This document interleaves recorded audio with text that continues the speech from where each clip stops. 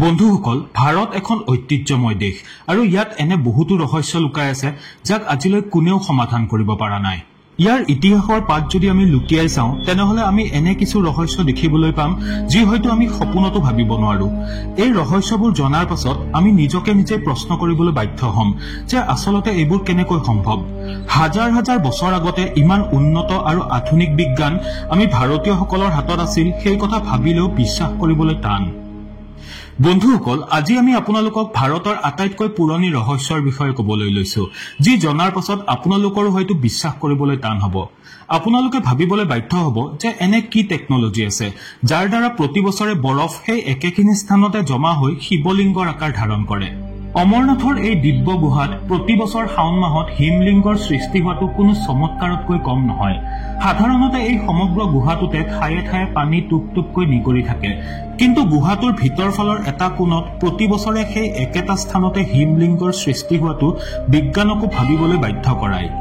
আশ্চৰ্যৰে ভৰা অমৰনাথ গুহাৰ ৰহস্য। হিন্দু ধৰ্মত অমৰনাথ মন্দিৰৰ এটা বিশেষ মাহাত্য আছে। এই মন্দিৰ হিন্দুসকলৰ তীৰ্থস্থানসমূহৰ অন্যতম। সেইবাবে সকলোৱে ইয়ালৈ আহি বাবাৰ দৰ্শন কৰিব বিচাৰে আৰু তেওঁৰ আশীৰ্বাদ লাভ কৰিব বিচাৰে। কিন্তু আপুনি জানেনে, অমৰনাথ মন্দিৰৰ লগত জড়িত কিছুমান ৰহস্য আজিলৈ কোনেও সমাধান কৰিব পৰা নাই। অমৰনাথ মন্দিৰ শ্ৰীনগৰৰ পৰা প্ৰায় 145 কিলোমিটাৰ দূৰত হিমালয় পৰ্বত শৃংগত অৱস্থিত। সমুদ্ৰ পৃষ্ঠৰ পৰা প্ৰায় 3978 মিটাৰ উচ্চতাত অৱস্থিত এই মন্দিৰ 150 ফুট ওখ আৰু প্ৰায় 90 ফুট দীঘল।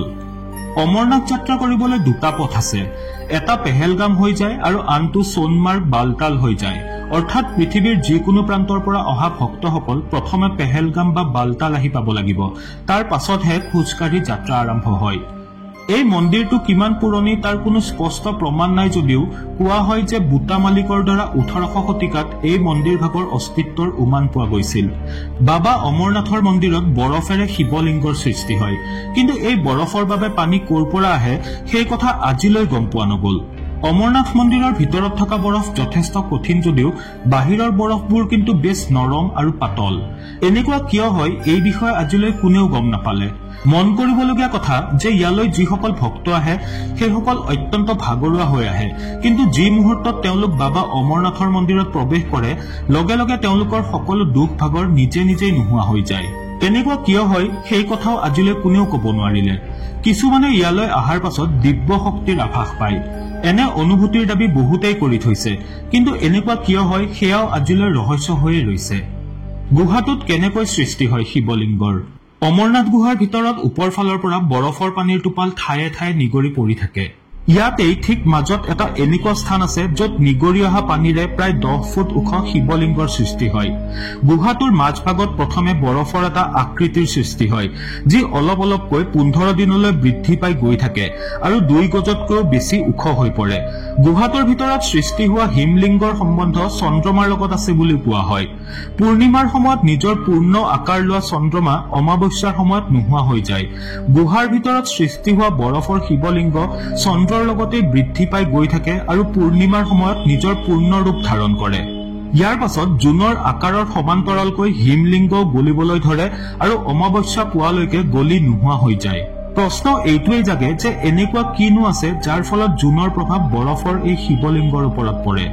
এই অঞ্চলটোত আন কেইবাটাও গুহা আছে য'ত টুপ টুপকৈ পানী নিগৰি থাকে, কিন্তু সেইবোৰত কিয় হিমলিংগৰ সৃষ্টি নহয়? বিগত কিছু বছৰৰ পৰা যাত্ৰা শেষ হোৱাৰ পূৰ্বে হিমলিংগ গলি নোহোৱা হৈ গৈ আছে। ইয়াৰ প্ৰধান কাৰণ হৈছে প্ৰতি বছৰে ভক্তৰ সংখ্যা বৃদ্ধি পোৱা আৰু মন্দিৰৰ চৌপাশৰ তাপমাত্ৰা বৃদ্ধি হোৱাৰ বাবে। মন্দিৰত শিৱৰ প্ৰতীকী হিমলিংগৰ লগতে দুটা আৰু হিমলিংগৰ সৃষ্টি হয়, যাক পাৰ্বতী আৰু গণেশৰ প্ৰতিৰূপ বুলি বিশ্বাস কৰা হয়। মন্দিৰত থকা পাৰ চৰাইৰ ৰহস্য। কোৱা হয় যে এবাৰ মা পাৰ্বতীয়ে মহাদেৱক সুধিলে, হে স্বামী, এনেকুৱা কি আছে যাৰ ফলত আপুনি অজৰ অমৰ আৰু আপোনাৰ ডিঙিত ওলমি থকা নৰমুণ্ডৰ মালাডালৰ ৰহস্যনো কি? কোৱা হয় যে এই ৰহস্যটো কোৱাৰ বাবে ভগৱান শিৱক এটা একান্ত ঠাইৰ প্ৰয়োজন হৈছিল, যি বিচাৰি বিচাৰি তেওঁ পাৰ্বতীক লগত লৈ আগবাঢ়ি গৈ থাকিল। এটা একান্ত ঠাইৰ সন্ধানত মহাদেৱে পোনপ্ৰথমে নিজৰ বাহন নন্দীক এৰি দিয়ে। নন্দীক যি ঠাইত এৰি দিয়া হৈছিল সেই ঠাইখিনিকেই পিছলৈ পেহেলগাম বুলি কোৱা হয়, অৰ্থাৎ য'ৰ পৰা অমৰনাথ যাত্ৰা আৰম্ভ হয়। তাৰ পৰা কিছুদূৰ আগবাঢ়ি যোৱাৰ পাছত ভগৱান শিৱই নিজৰ মূৰৰ চন্দ্ৰটো আঁতৰাই থৈছিল। পুৰাণৰ মতে ভগৱান শিৱই মা পাৰ্বতীক তেওঁৰ অমৰত্বৰ কাহিনী শুনাবলৈ নিৰ্জন ঠাইত অৱস্থিত এই গুহাটোলৈ লৈ আহিছিল। কাহিনী শুনি থকা অৱস্থাতে মা পাৰ্বতী টোপনি যায়, কিন্তু মহাদেৱে কাহিনী শুনাই থকা সময়ত তাত উপস্থিত থকা পাৰ চৰাই এহালে অবিৰাম শব্দ কৰি আছিল, যাৰ বাবে ভগৱান শিৱই ভাবে যে পাৰ্বতীয়ে কাহিনী শুনি আছে। কাহিনীভাগ শুনি পোৱা বাবে সেই পাৰ চৰাইহালেও অমৰত্ব লাভ কৰে। আশ্চৰ্যজনকভাৱে যি ঠাইত 8 মাহলৈ মানুহৰ কোনো অস্তিত্ব নাথাকে, ভয়ংকৰ তুষাৰপাতৰ বাবে যিকোনো প্ৰাণীৰ বাবে সেই ঠাইত নিজৰ অস্তিত্ব বজাই ৰখাটো অসম্ভৱ হৈ পৰে, কিন্তু আজিও অমৰনাথ মন্দিৰ দৰ্শন কৰাৰ সময়ত তাত পাৰ চৰাই দেখিবলৈ পোৱা যায়। পুৰাণত উল্লেখ কৰা হৈছে অমৰনাথ মন্দিৰৰ প্ৰসংগ। পুৰাতত্ব বিভাগে অমৰনাথ গুহাক 5000 বছৰ পুৰণি বুলি অনুমান কৰে, অৰ্থাৎ মহাভাৰত কালৰ পৰাই অমৰনাথ গুহা ইয়াত উপস্থিত আছে। কিন্তু তেওঁলোকৰ এই অনুমান ভুলো হ'ব পাৰে, কাৰণ 5000 বছৰ পূৰ্বে যে এই গুহাটো ইয়াত আছিল, ইয়াৰ আগৰ পৰাই হয়তো ইয়াত থাকিব পাৰে। দৰাচলতে হিমালয়ৰ প্ৰাচীন পৰ্বতসমূহক লাখ লাখ বছৰ পুৰণি বুলি কোৱা হয়। তাৰে ভিতৰত সৃষ্টি হোৱা যিকোনো গুহা হিমযুগতে সৃষ্টি হোৱা গুহা, অৰ্থাৎ আজিৰ পৰা প্ৰায় 12-13 হাজাৰ বছৰ পূৰ্বে। কাশ্মীৰৰ ওপৰত কেন্দ্ৰিত 1200 শতিকাত লিখা কলহনৰ ৰাজতৰংগিনীৰ পৰা আদি কৰি নীলমত পুৰাণ পৰ্যন্ত অমৰনাথ গুহাৰ উল্লেখ পোৱা যায়। ইয়াৰ পৰা স্পষ্ট হয় যে এই পবিত্ৰ গুহাৰ অস্তিত্ব যুগ যুগান্তৰৰ পৰাই আছে। অমৰনাথ গুহা সন্দৰ্ভত বহুতো প্ৰচলিত কথা আছে। তাৰে ভিতৰত এটা হৈছে এই পবিত্ৰ গুহাটো সৰ্বপ্ৰথমে গুজ্জৰ সমাজৰ এজন ভেড়াৰখীয়া বুটা মালিকে সেই সময়ত দেখিছিল যেতিয়া তেওঁ তাত নিজৰ ছাগলী চৰাই আছিল। সেইবাবেই হয়তো আজিও অমৰনাথ যাত্ৰাৰ চতুৰ্থ পৰ্যায়ৰ বগুৱাৰ ভাৰ এই মুছলমান ভেড়াৰখীয়াৰ উত্তৰাধিকাৰীসকলেই লাভ কৰে।